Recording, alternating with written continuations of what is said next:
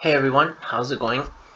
So for today's video, I'm gonna follow up on the stuff I spoke about yesterday, and also I'm gonna talk about how I traded the move and what I'm planning to do with it and how I'm going to manage risk and all that. And also we're gonna go over the CME chart as well as the daily Bitcoin chart, the 4 hour down to the hourly and maybe the 30 minutes.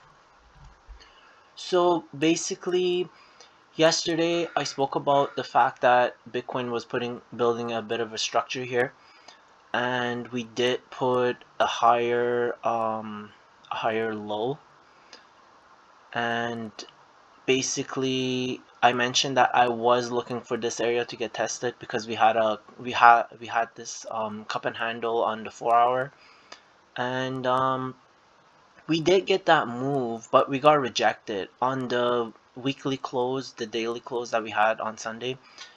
As soon as we had the close, it basically just started flopping over. So right now, it's looking not good. We have this candle. Basically, the wick already took out the body of the closing candle of our low. So that's usually the first warning sign. And if we close anywhere below this on the daily, the structure is destroyed. And I would personally be looking for this area to get tested, specifically this order block. And if that fails, then, Um, I just want to go to the 4 hour chart as well, just to follow up on the cup and handle more in detail. So this is our cup and handle. This is the cup. This is the handle. I put the measured move right here. So I measured it from the bottom of the cup to the neckline of the cup, and it basically got our move spot on, like right where the candles closed. It wicked a little bit higher, and it just flopped over. So basically, the way I traded this yesterday, I have been spot long from 32.5-ish area on like average price, because I basically, I think I shorted around here and reduced my average price. My average price was a little bit higher, like it was I think like it was around here somewhere.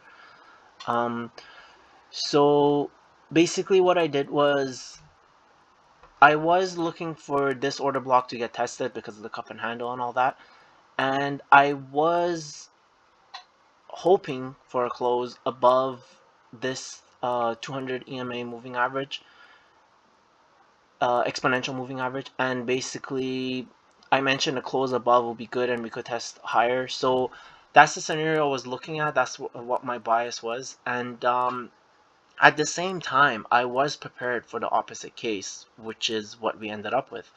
So I didn't want to have a bunch of limit orders, have a bunch of resting limit orders here in this area, because my bias was towards the upside, but being safe, I didn't want to get front ran. So I had my eye on this area, and as soon as we started dumping after the daily close, and I saw the rejection right at this liquid zone, right basically where our target of the cup and handle was. I basically just market smashed it, and I hedged my spot position with the short in the equivalent value. And I was looking at one of two scenarios. Basically, either we were going to come down here, test this support line and bounce, and like right over here, like we were going to come down right here, test the support line and bounce, continue the structure, put in another higher low, and basically move on from there. Either it was going to be that scenario or the one we ended up with right now. So if it was going to be the other scenario, I would have basically just market smashed it and closed right over here, because I was only being safe and protecting my spot P&L from the bottom here to the top here. So I would have gladly just played it safe and closed it and allowed this to continue. I would have just stayed with the trend I was trying to develop.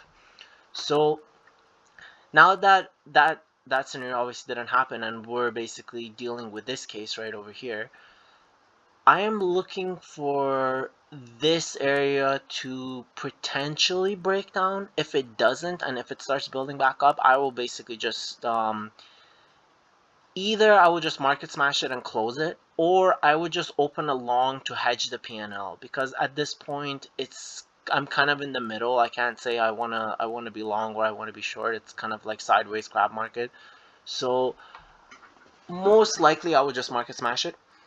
But if the price actually breaks down, as I mentioned before, I'm looking at this area specifically, like for this to be the next short-term bottom, like very, very short-term bottom. And I would actually start longing here to hedge the short that I opened. So I basically went spot long over here, and I'm hedging my PNL from the spot with a short going down to here, and I would basically hedge my short with a long. Sorry if that got confusing. um, and I actually remember some people asked me before, why won't you just close your short and open a long? Why do you short and long at the same time? And to me, protecting my PNL, having having good entries on both sides, and basically allowing me to be right no matter what the market does. If the market goes up, I have a long. If the market goes down, I have a short. It's peace of mind, and it's basically taking the stress out of trading. It's something that is a part of my strategy, and something that has produced good results for me long term. And it's like I have no problem paying a little bit extra fees, paying fees for two trades, or even paying fees for market closing and whatever, to have peace of mind, to make trading easier.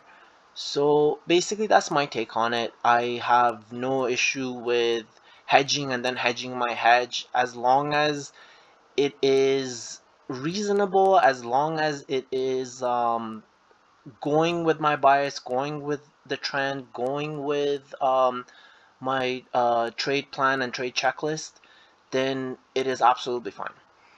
So I just took some notes over here. Just gotta double check. So now we're gonna go to the CME chart, because I had some questions about gaps and how I look at it and what's my take on it. So basically, we closed on Friday, last Friday. We closed over here on the CME. And obviously on Sunday when we opened, it was all the way up here. So from here to here, we had a gap. And from my experience, and also according to the professionals that I've spoke to, and the basically the rule of gaps, it's wick to wick. It's considered close. So when the price went from here to here, it was considered close. It was good enough. It could have easily bounced and continue on if that was the decision of the market operator, if that's what the market operator was doing, and basically just looking for a fill and looking to fill the books on the CME side and push it back up. That's what would have happened. But what I like to see myself is wick to the body, which is exactly what we got right now. It could actually go lower, but if this is the gap fill, in my book, this is filled. Because, like, in my opinion, when I say in my book, I mean, like, in my opinion, this is filled. Because we had a wick to the body. But, like I mentioned, wick to wick is also acceptable. So, now we are going to look at my volatility charts on the 4 hour.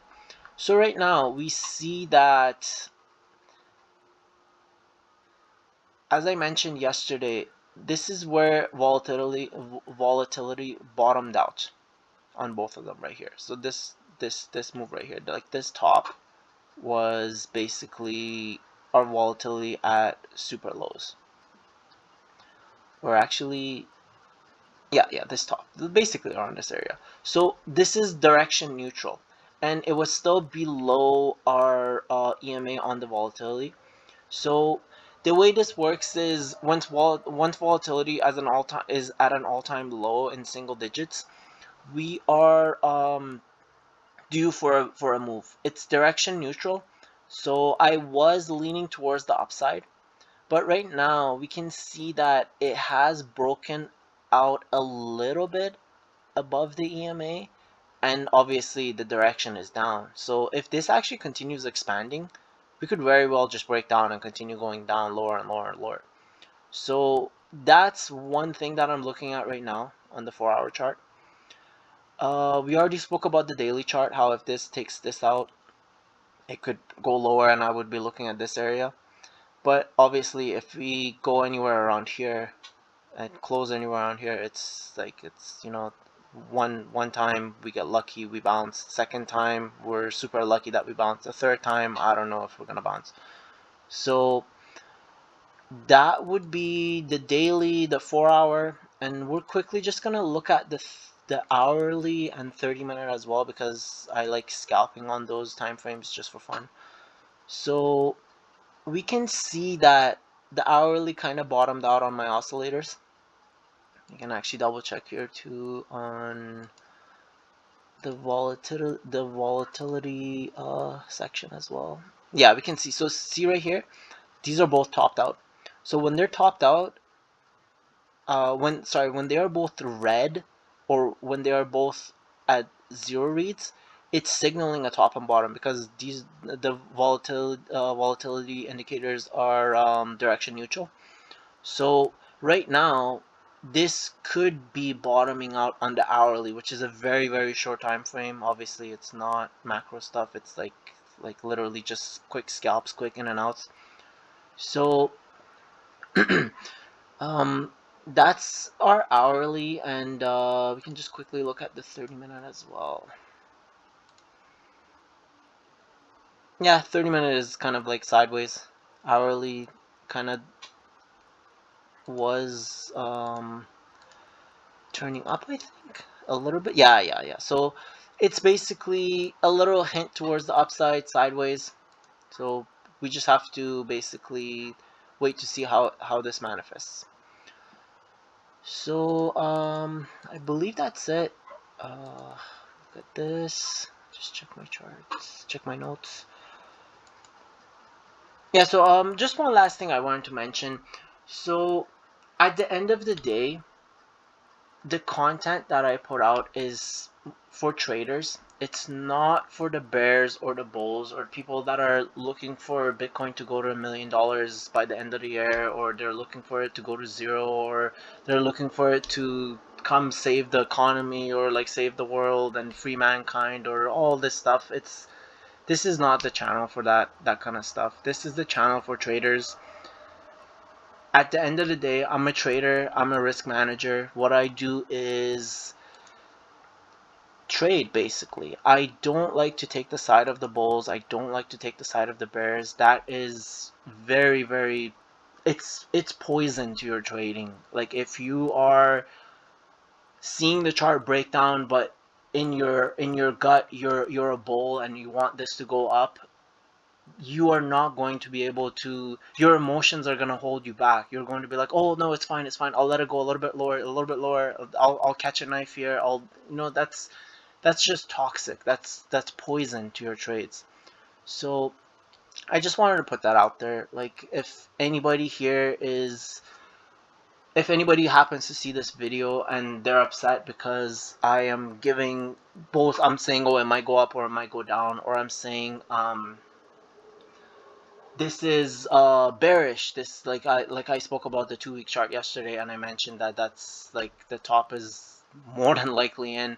And if somebody saw that and they're bullish and they're upset and they're like, yeah, this guy, then they would think that I don't know what I'm talking about. It's only because I perceive this. My perception is I see this through the eyes of a trader, and I'm here to trade. I'm not here to be in this for the tech. I'm not here to basically be a bull or a bear. I'm here to trade, and I will trade the trend. If we go up, I'll trade it. If we go down, I'll trade it. So yeah, I guess that's everything for today.